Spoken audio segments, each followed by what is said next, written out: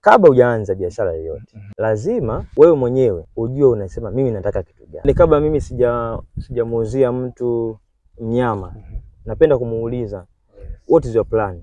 Unataka kufanya nini? Sababu kuna channel kubwa sana kwenye biashara ya nguruwe. Na natumika duniani kwa ajili ya kuzalisha nyama. Jinsi gani natumika kuzalisha nyama? Natumia madume yake yanakuja kupanda haya majike. Katika biashara ya nguruwe kuna biashara ambayo tunasema ni biashara ya uzalishaji mbegu, afu kuna biashara ya uzalishaji nyama. Upande wa biashara ya uzalishaji mbegu ndio kama tunasema katika makampuni kama wale makubwa yanazalisha mbegu aina ya PT. And then ile PT anakuja kumpanda jike ambaye anaitwa ni large white au landrace au duroc. Sasa wale offspring au watoto ndio tunaita sasa wanazalishwa kwa ajili ya nyama, kwa sababu ya ubora wa PT ambao watakuwa wamewapa watoto.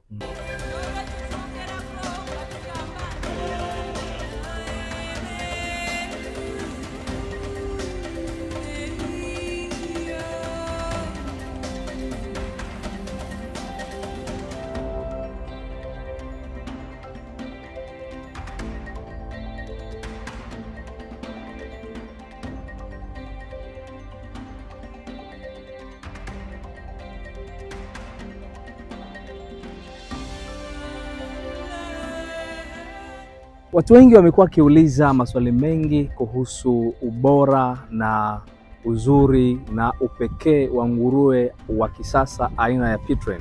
Hii leo tumekutana na mtaalamu ambaye anafuga nguruwe wengi na wazuri, mbegu nzuri hapa Kibaha.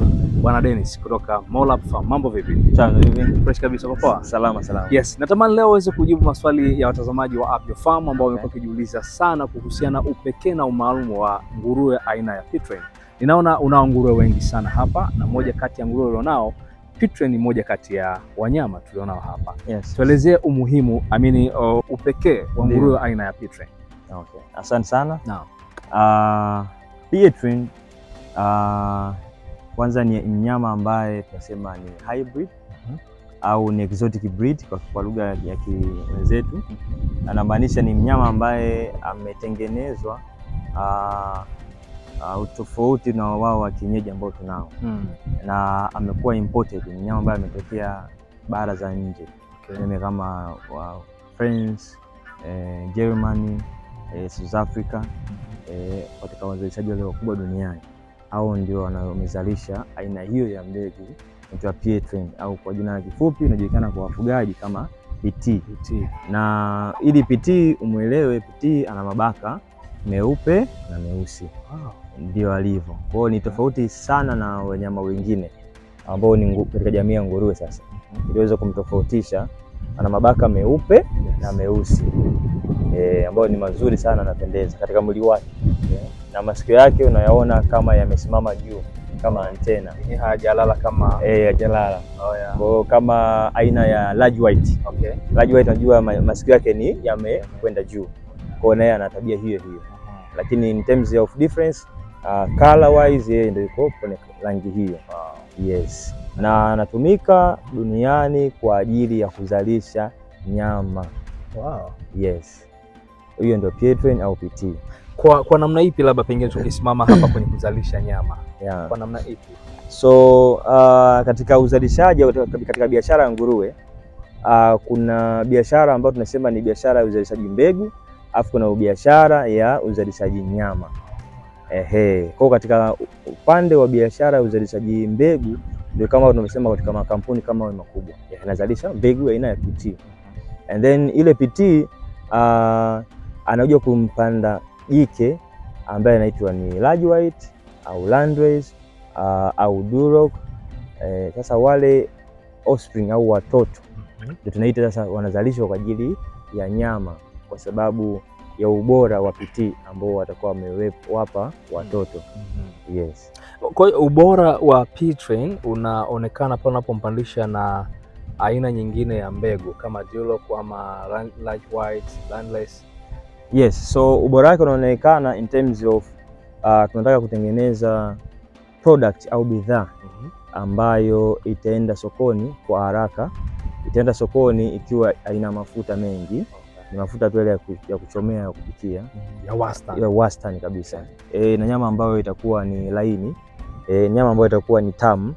Unaona na itakuwa ukipika pia inaiva kwa haraka. Wow.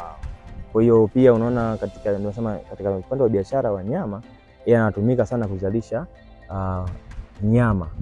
Kwa jinsi gani anatumika kuzalisha nyama ni tunatumia madume yake yanakuja kupanda hayo majike.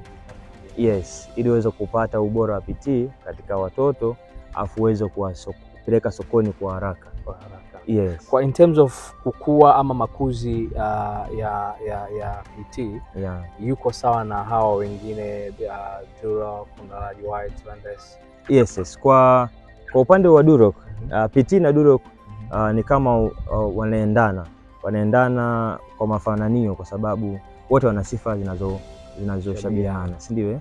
Unaona PT ana nyama nyingi. Likewise Duroc ana nyama nyingi. And then unaona PT hana mafuta mengi. Kwa hiyo tunasema lean, yani katika sehemu ya ngozi na nyama ni kama hamna difference. Sababu nguruwe ukimwangalia baada kumchinja kuna layer ya ngozi, afu kuna layer ya mafuta, afu kuna layer ya nyama. Umeona? Sasa yeye anakuja kuondoa ile layer ya mafuta. Kwa inakuwa imekutana nyama na ngozi. Wow. Umeona? Sasa hiyo sasa ndio wateja wengi siku hizi unaona watu wanaenda kwa afya sana. Wanasema wanataka kula healthy, wanataka kula kwa afya. Kwa hiyo anatusaidia kuwapa wale wateja ambao wanatamani aina fulani ya nyama ambao iko hivyo. Kwa PT anatupa aina hiyo ya nyama ukijumuisha pia na Duroc. Kwa upande wa madume. Sababu hao duniani commercially ndio madume au sia yanatumika kuzalisha nyama. Yes. Wow. Tukimchukua Pietrain yeye kama yeye, mtu akaamua kwamba sitaki kumzalisha na aina nyingine either Duroc na zinginezo. Nataka azalishe dume pure Pietrain, jike pure Pietrain. Tunapata mnyama wa aina gani in terms of ubora, lakini pia na mwisho wa siku nyama inakuwa ni nyama ya aina gani? Okay. So kwenye upande wa kufanya hivi inamaanisha unatengeneza kitu tunaita pure breed. Ama mnyama mwenye vinasaba 100% ambao havijachanganyika na mnyama mwingine, si ndio? Kwa upande mmoja nazungumzia sasa kibiashara. Kibiashara, yes, that one ni nzuri kwa sababu utapata yale matokeo unayotaka ambao yapo katika PT kwa sababu ni pure. Kwa hiyo utapata 100% in terms of growth. Tukizungumzia ukuaji, tukizungumzia nyama muscles building, yani ile kujenga muscle. Sababu kama ukimwona Pietrain unamwona ni kama amejaa misuli, ana misuli. Unaona muscles za nyuma zimekuwa shaped, muscles za mbele unaona ziko shaped, kifua unaona kimejaa. Kwa tayari unaona ni mnyama ambaye anakuwa na weight kubwa. Kwa kama nitakuwa ni pure, it means unampeka sokoni kwa haraka sana. Kwani kwa haraka kupita yule hybrid ambaye amechanganywa na hao majike wengine. So the only changamoto itakuwa kupata pure, it is very expensive. Ndio hiyo unapokuja changamoto kwamba only mtu ambaye amejipanga kifedha akaamua kwenda katika route ya kufuga tu pure Pietrain afu anawauza sokoni. Sawa, na awe ana soko ambalo linaweza likareturn investment ambayo ameiweka, kwa sababu it's not cheap kupata mbegu ya Pietrain pure. Pure line kidogo ni expensive. You know, 1,200,000 Tanzania shillings. Huyo ni mtoto wa miezi mitatu nampata. Really? Yes. Ukienda sehemu yote ambao wanazalisha mtu akishushukia baba magombana maongea sana atakubana nipe 100 au 900 somewhere there. Somehow amekushushia. Kwa maisha ya Kitanzania ni wachache sana. Naweza msema unaona? Kwa hiyo ni ngumu sana hata wewe kupambana upate margin urudishe ile faida yako. Ni ngumu sana. Sababu hujamlisha, hujampa madawa, maji, vijana kulipa kazi, unaona Kwa unaona sasa approach tunaitumika Tanzania ni kuchukua dume alafu tunaenda kulipeleka katika majike yetu. Okay. Yes. Ili litupatie uzazi ambao ndo utakuwa ni mixed. Yes. Au tuseme ni hybrid. Yes, hybrid. In terms of gharama za uendeshaji wa aina ya nguruwe wa PT. Kiafya, magonjwa, ile hali ya kuzuia magonjwa iko sawa na nguruwe wengine? Yes. So watu wengi wanahisi nguruwe ambao wanashambuliwa na magonjwa. Which for me, kwa experience, si kweli. Nakumbuka kuna video moja ushawahi kuizungumzia. Yes. Namna ambavyo uzuri wa nguruwe alivyo na magonjwa machache kulinganisha na wanyama wengine. Chache sana. Yaani changamoto wengi hawawajali nguruwe. Na mazingira ambao wanapoweka wale nguruwe si rafiki. Kwa hiyo inasababisha yeye kupata magonjwa ambayo yanaweza kuepukika. Yanaweza kuepukika. Kwa sababu mnyama yote yule kwa chana na nguruwe asipotunzwa katika mazingira mazuri na usafi, sidhani kama ataweza kuwa atapata changamoto nyingi sana. Kwa expenses za magonjwa tunaona inakuwa gharama ni nyingi. Kulipa daktari, kununua dawa, na unajua dawa pia ni hela sasa. Hela kidogo siku hizi ni na kupata dawa sahihi pia ni changamoto. Lakini kwa Pietren wanaweza kuishi kama nguruwe wengine wanavyoishi. Kuto kupata magonjwa yale mengi. Why? Tunasema tuna prevent kabla ya treatment. Yaani ndio bora tuzuie gonjwa kabla gonjwa lijaje. Ili tuweze kumudu rescue afya yake. And by nature, kwa benefit ya watazamaji wa kipindi hichi, wasiogope, nguruwe hana magonjwa mengi kama watu wanavyodhani. Hawana kabisa literally. Basi mtu analiangalia jinsi ilivyo nguruwe sasa, ili wewe unaweza ikaugua muda wote ikawa changamoto sana. Yes. Lakini kumbe sivyo. Ni maneno mtaani. Yaani sometimes mtu anajiuliza nani anaongea na anafanya nini? Mtu anaanza kaongea lakini hafanyi hiyo biashara. Au anafanyaje hiyo biashara? Umeona Kwa hiyo tupo katika kizazi ambacho nao tuko smart. Tunatumia teknolojia. Ndio yaani atuambiwi tu, unachoambiwa changanya na akili yako, find another way, another route. Unajua ndio maana tukasoma na mtu kama hivyo. Kwa hiyo nimeondoa hawana magonjwa hayo kama watu wanavyodhani. Wana survive katika the same environment as other kama nguruwe wengine wanavyosurvive. Yes. Nguruwe wa Pietren anapatikana hapa Tanzania? Yes, anapatikana. Anapatikana 100%. Yes, sisi ni mmoja ambao tunaweza kubahatika kupata hizo mbegu na tunazalisha. Though watu uhitaji ni mkubwa, kwa hatuna wengi wa kuwapa wateja. Satisfy community, lakini bado still uamsho mkubwa sana katika upande wa uzalishaji wa nguruwe. Wengi wameingia katika hiyo nafasi, wanazalisha na mbegu. Yes. Wito wako ni upi kwa mtazamaji pengine ambaye ni mdau na angetamani pengine kuweza kufuga nguruwe?